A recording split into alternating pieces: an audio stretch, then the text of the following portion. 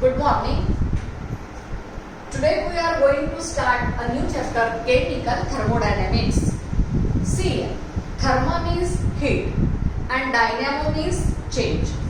So chemical thermodynamics, it is concerned with the energy changes in the physical and chemical transformations. You all know that when a reaction goes on, sometimes heat is to be provided to the reaction and sometimes heat is produced or evolved during the reaction. And because of this, there are sometimes physical changes and sometimes chemical changes. Transformation means changes. So, see here, physical change and chemical change. It is very simple. For example, when water is boiled, it gets converted to vapors. But when the vapors are cooled, again it comes back to its original state, that is liquid water. So such type of changes are known as physical change. And chemical transformations means when calcium carbonate is heated, then it is decomposed to CaO, that is calcium oxide, and CO2, carbon dioxide. At room temperature, calcium carbonate will not be decomposed. So when it is heated, that means heat is provided to the reaction, it will get decomposed to calcium oxide and carbon dioxide. So such type of change is known as chemical transformation, that is chemical change. So again, chemical thermodynamics is concerned with the energy changes in physical and chemical transformations. There are different types of energies: electrical energy, mechanical energy, chemical energy. So during the reactions, one type of energy gets converted into another form of energy, and we have to study these interconversions of energies in this chapter, Chemical Thermodynamics. Now, while studying thermodynamics, we should know some terms like universe. Universe is made up of system and surrounding. So what is system? See here, system means the part of the universe which is under thermodynamic investigation. It means that suppose a gas is enclosed in a cylinder, and if you heat the cylinder, so what type of changes occur after heating the cylinder, and that you have to observe. So gas filled in a cylinder is a system, and all other part of the universe outside the system is known as the surrounding. Excluding system, all other part is known as surrounding. So system and surrounding constitute universe. What is system? The part of the universe which is under thermodynamical consideration, thermodynamical investigation. For example, gas enclosed in a cylinder. And surrounding, all other part of the universe outside the system. That means excluding system, all other part around the system is known as the surrounding. Now there are three types of system. There are three types of system: open system, closed system, and isolated system. I have written here, open system exchanges both matter and energy with the surrounding. See here, this is a container, and in this container water is filled. Now the water in a container, it constitutes a system, and now when heat is provided to this container, now heat is provided to the container, that means it is outside the system, that means from surrounding. Since the container is open, what will happen? the heat is absorbed by the water molecule.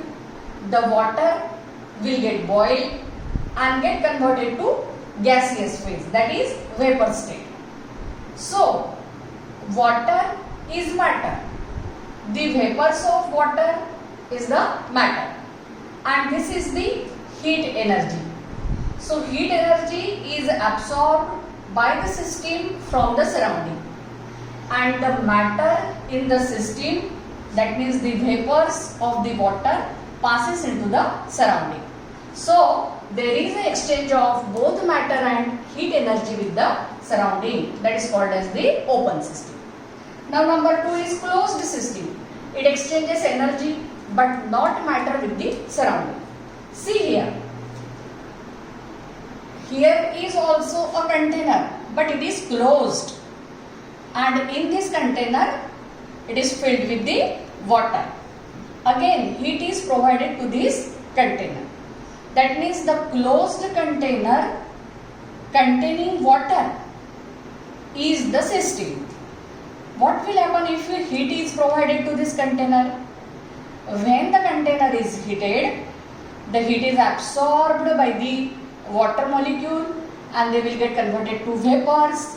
But since the container is closed, vapors cannot go outside the system. That means cannot pass into the surrounding. But the heat energy is absorbed by the system, and therefore there is an exchange of only heat energy and not matter with the surrounding. So closed system means it exchanges energy but not matter with the surrounding.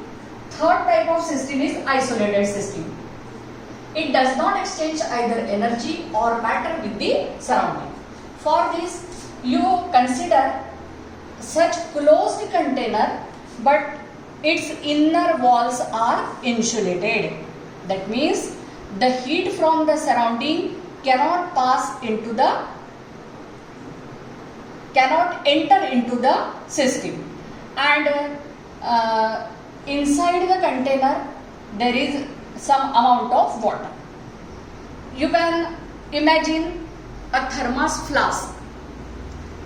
That means a hot water filled in a thermos flask.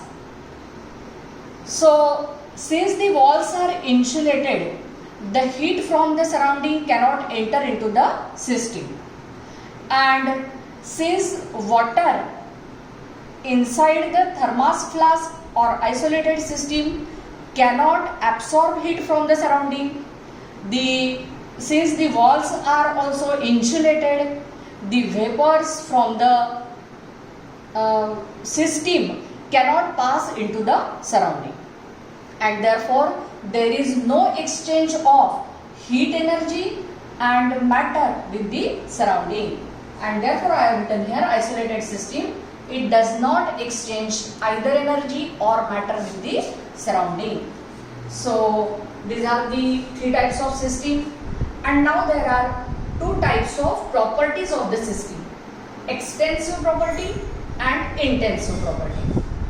Those properties of the system, those properties which depends on the amount of matter present in a system are known as the extensive property, and those property which does not depends upon the amount of matter present in a system are known as the intensive property. See here, I will just tell you again. Extensive properties means those properties which depends on the amount of matter. What are these properties? Mass, volume, internal energy, heat capacity, number of moles, etc. For example, you can consider mass. If in the system amount of the matter is less, then the mass of the system is less. If in the system amount of matter is more, so depends on the amount of matter. So this property depends on the amount of matter. Amount of matter is more, mass of the system is more. So extensive properties are those properties. Again here, internal energy. What is internal energy?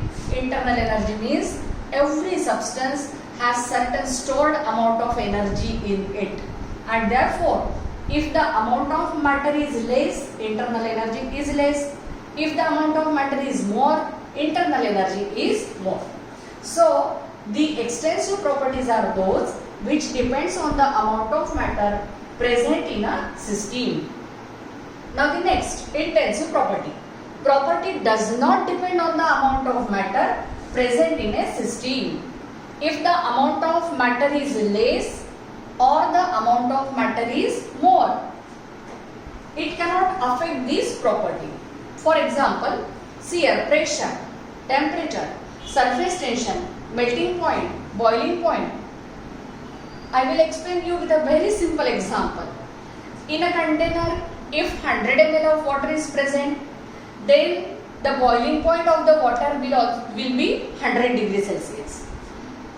If you take major amount of water in another container, then also the boiling point of the water will be 100 degree Celsius. Means amount of water is less or more, it doesn't matter, but the boiling point of the water remains same. So all these terms, these are all the 1 mark question. Define chemical thermodynamics, then define system, define surrounding, open system, closed system, isolated system. All these are the 1 mark question. What are the extensive property? What is intensive property? Or the options are given. If such options are given, that mass, temperature, internal energy, volume. So a question such type, that means which one of the following is an extensive property, which one of the following is not an extensive property, which one of the following is an intensive property. So if these properties are known, then you can classify them as. So again the question, if 3 or 4 properties are given, then such questions may be asked that classify the following properties into extensive property and intensive property. So please remember well these extensive property and intensive property. So this is all about the chemical thermodynamics, and the remaining part we will learn in the next lesson.